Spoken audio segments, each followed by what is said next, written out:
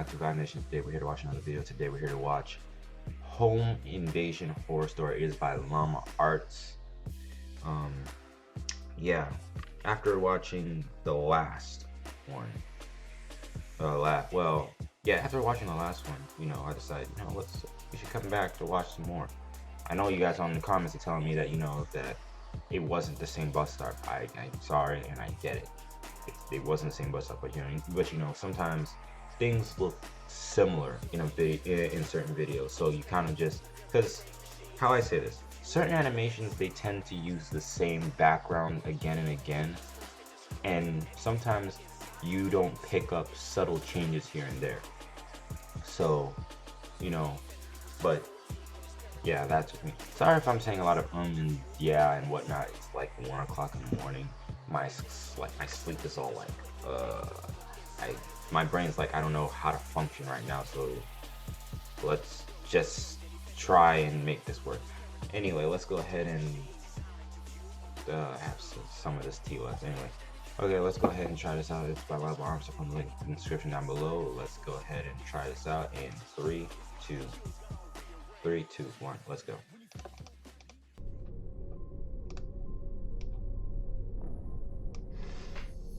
It was a cold, foggy evening when I contacted a close friend of mine to stay at my place for the night. Both of us were only 10 years old at the time, and my parents were often at work until mid. Is anybody noticing this guy's pants right now? Like, I know it's a weird thing to pick up on, but I'm looking at this kid's pants, and I don't know why, but I get like a flashback to Rugrats, Chucky, if you remember. Don't know why, but that's what I think of. Midnight, so I was usually alone with nothing to do except watching a television show or reading a book. My friend Alex had agreed to come over and brought a game of Monopoly to pass some of the time. I also asked if he was interested in going to explore an abandoned subway station 3 miles away. He seemed excited at first, so we planned to go on the trip in the morning. I remembered that the subway dated back to the mid-1920s and became abandoned in 1932 after the market crash in 1929. I was very fascinated about its history, but never got the chance to go inside after my parents had warned me not to enter. As I quietly slept in my bed, I heard what sounded like a gunshot coming from the forest behind the house. Both of us woke up, frightened after what we had heard, and I told my friend not to worry, as hunters tend to go into the forest on frequent occasions, but when I checked the time, it was 11:39 p.m.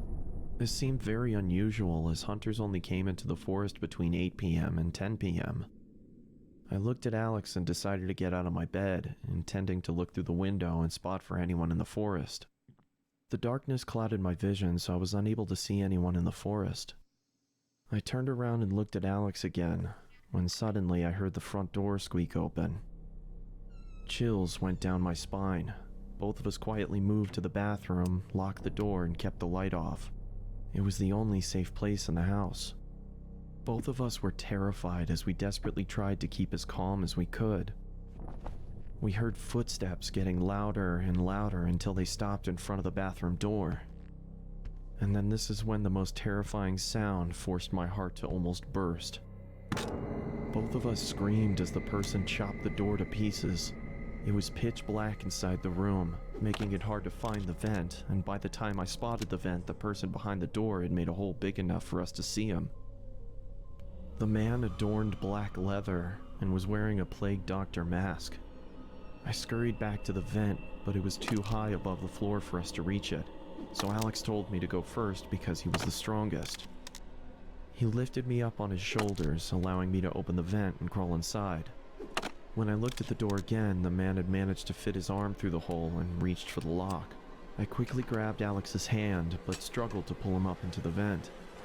"Alex!" I shouted, and began going after him. I pursued the figure until I was led to the abandoned subway deep within the forest. It was chilly and foggy, meaning that I could only see objects within a range of 5 or 6 yards. Inside the subway was a pool of freezing cold water. It was so dark that I couldn't see anything. I had to rely on listening to the screams from Alex and track the source. As I slowly walked through the subway, I was now struggling to breathe under the intense stress and fear of the situation. Alex! I called, but there was no response. I continued walking through the water until the exit was no longer visible. I was now experiencing a massive panic attack. I had lost track of Alex, and I had no idea where I was or how to get out. Where are you, Alex?